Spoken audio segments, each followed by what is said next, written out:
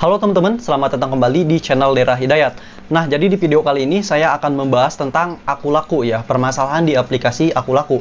Oke, buat kalian yang baru gabung di channel ini, boleh kalian klik dulu tombol subscribe-nya dan nyalakan lonceng notifikasinya agar kalian mendapat informasi terupdate dari channel ini.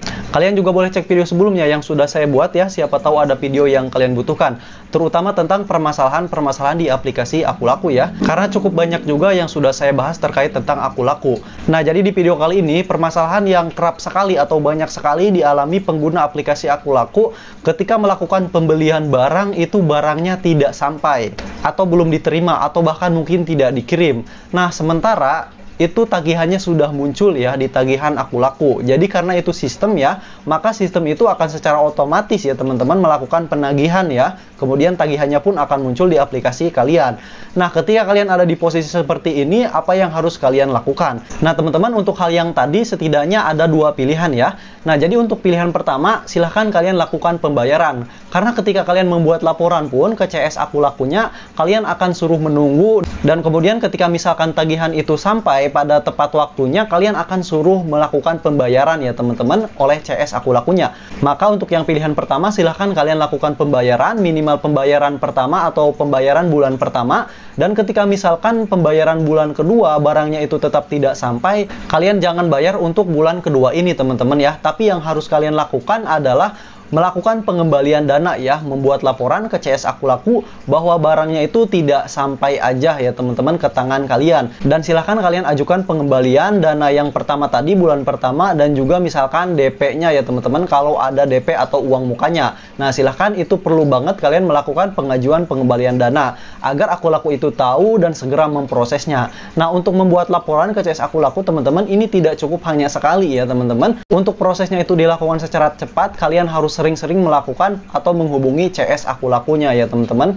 Nah, jadi itu dia teman-teman ya pilihan pertama. Jadi silahkan kalian lakukan pembayaran minimal 1 bulan. Dan untuk bulan yang keduanya, jika misalkan tidak sampai aja barangnya, silahkan kalian langsung ajukan pengembalian dana ya teman-teman. Dana bulan pertama, pembayaran bulan pertama, dan juga dana uang muka ya jika itu ada uang mukanya. Nah, untuk pilihan yang kedua teman-teman ya, untuk barang yang kalian pesan di Akulaku ini ketika tidak sampai, kalian nggak perlu bayar. Kalian jangan bayar untuk yang tidak sampai ini. Dengan catatan kalian harus melakukan laporan ke CS Akulakunya bahwa barang tidak kalian terima ya. Nah, teman-teman, seperti biasa bahwa laporannya itu jangan sekali ya teman-teman ya. Itu harus beberapa kali berulang-ulang ya teman-teman agar segera diproses ya. Nah, jika misalkan kalian ditagih oleh Akulakunya, kalian tinggal sampaikan aja bahwa sudah membuat laporan kalau barangnya itu tidak diterima atau tidak dikirim oleh tokonya. Nah, jika misalkan tagihan kalian itu menyatu atau tersambung dengan tagihan sebelumnya, karena sebelumnya kalian juga ada tagihan yang memang barangnya ini sampai,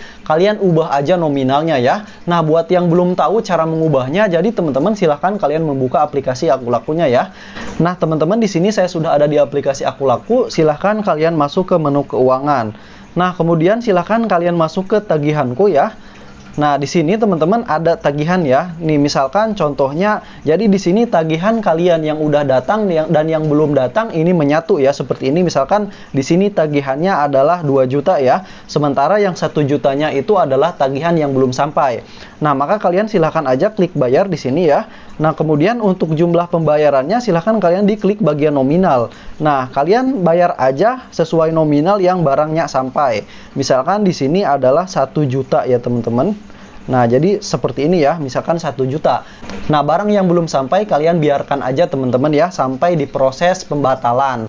Nah, teman-teman, jadi seperti itu ya untuk mengubah nominal pembayarannya ya. Nah, kemudian ketika misalkan kalian melakukan pengajuan pembatalan atau misalkan kalian tidak melakukan pembayaran ke barang yang belum sampai itu, sementara sudah jatuh tempo, kemudian tiba-tiba barangnya itu sampai dan misalkan di tagihannya itu sudah ada denda.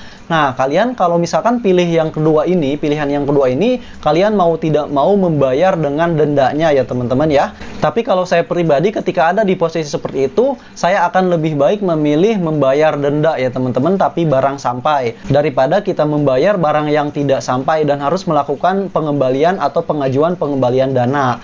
Nah, teman-teman, itu dia terkait dengan permasalahan melakukan pesanan barang tapi barangnya itu tidak sampai. Karena ini sering banget terjadi ya terhadap pengguna aplikasi Akulaku.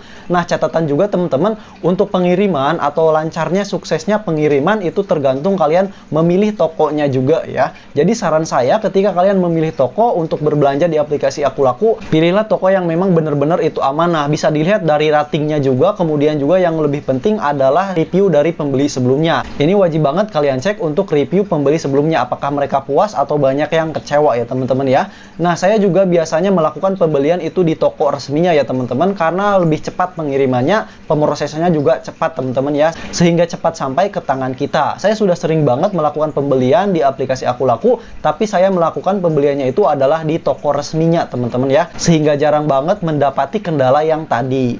Nah baik teman-teman, itu aja untuk video kali ini, semoga dapat bermanfaat. Jadi jika kalian mendapati kendala seperti itu, kalian jangan diamkan ya, kalian jangan diam aja, silahkan kalian lakukan hal-hal yang tadi ya teman-teman, agar masalahnya itu cepat selesai ya teman-teman. Nah buat kalian yang ingin ditanyakan terkait dengan permasalahan aplikasi Akulaku, boleh kalian komentar aja di kolom komentar ya teman-teman. Nanti akan saya jawab kalau misalkan sempat, kalaupun tidak nanti akan saya jawab di video selanjutnya.